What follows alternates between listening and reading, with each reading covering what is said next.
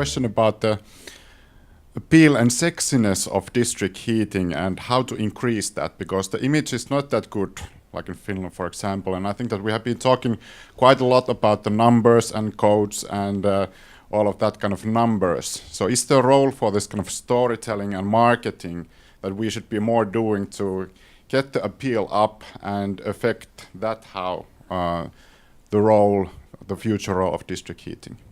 We have hired a full-time communications manager who's about to launch a network of comms experts to see how we can kind of crack this problem. It's very important that this sector be perceived as something, yes, sexy if you like, something.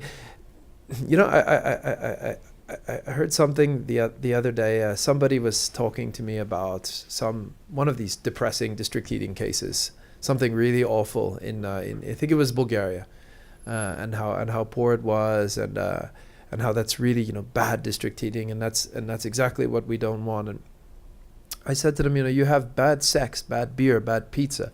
We don't stop with any of those things. We just have to find ways to make them appealing and do them properly. So yeah, I mean, there's no simple answer. It needs to be that district heating needs to be something that can be compatible with this futuristic world that everybody wants. It can't be an alternative to that. It has to be part of it. And then in Sweden, I mean, I think the Swedish Association has done really interesting work. To take one example, this heating each other with recycled heat. I mean, we talked about whether heating each other would be quite okay in English and whether the term would work in Brussels, and I think maybe not in some ways, but it doesn't matter. You know, for Sweden that was a solution. So there will be an element of kind of case by case, country by country, according to culture and circumstances. But yeah, I think we can do more, and I think we should at least talk about it together and see how much we can learn from each other and share with each other. It's a really important point, because the numbers and stuff, it's fine, but if you don't have this basic problem solved, then it will be difficult for there to be this kind of district heating revolution that we're sort of hoping for. From our side, just to say that I think we are trying to target an important target group. Sorry for the repetition, but addressing the local governments. So in that regard, we'll try to do as much as we can.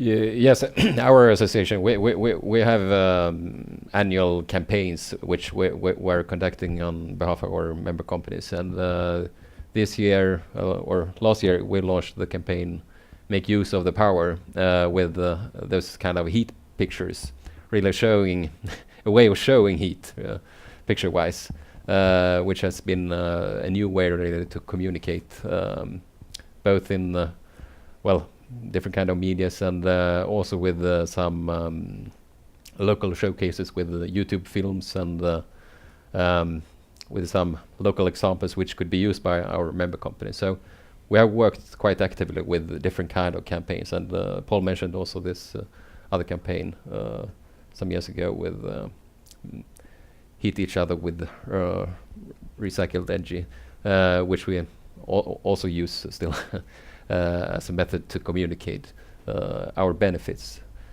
It's quite hard really to communicate heat, since, or especially district heating, since it's really hidden infrastructure. So one need to really think of how to communicate it.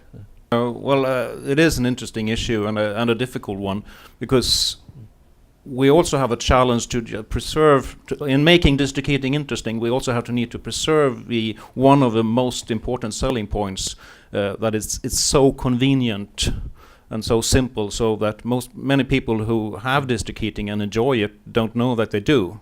What do you mean district heating? I've got these radiators, and they are included in the rent. Mm-hmm. Because many of the end consumers in Sweden don't pay their own heating bill because it's included in the rent. It's a much better way of doing it. So we need somehow to retain this simpleness and this and all this, but still raising the awareness where it's needed.